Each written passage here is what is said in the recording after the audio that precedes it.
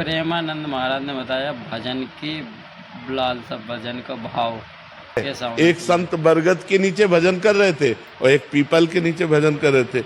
नारद जी वहां से निकले तो बरगद के नीचे संत जो भजन कर रहे थे उन्होंने दंडवत किया और कहा आप तो भगवान के पास आते जाते हैं, कभी हमारी चर्चा चलाना और पूछना कि हमें भगवान कब मिलेंगे। ठीक ऐसा ही प्रश्न पीपल के वृक्ष वाले ने भी किया कि आप भगवान के दर्शन करते हैं तो हमें भगवान के दर्शन कब होंगे।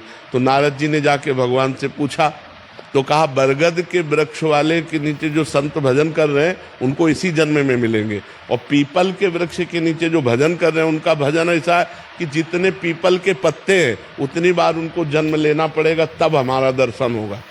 नारद जी आके बोले तो बरगद वृक्ष वाले को बोले कि भगवान ने कहा इसी जन्म में दर्शन होगा। वो बड़े आनंदित हो गए। अब वो ये सुनने के लिए आए कि पीपल के वृक्ष वाले के संत को क्या कहते, तो उनका भाई आपके लिए तो भगवान ने कहा है कि जितने पीपल के पत्ते इतनी बार जन्म लेंगे तब आपको दर्शन होंगे। वो कहा भगवान हमको जानते हैं, भगवान हमको जानते हैं, भगवान के हम मैं चिंतन में हूँ।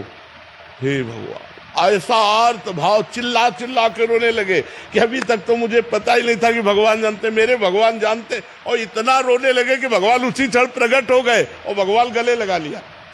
अब नारद जी ने कहा भगवान आपने तो हमको झूठा कर दिया, आपने कहा था कि जितने पीपल के पत्ते इतना जन्म लेगा तब। बोले जैसी साधना कर रहा था तो ये व्याकुलता आने के लिए उसको इतने जन्म लगते, लेकिन वो भाव में डूबकर इतना व्याकुल हो गया कि जो इतने जन्मों में भजन पूरा होने वाला था वो अभी पूरा हो गया।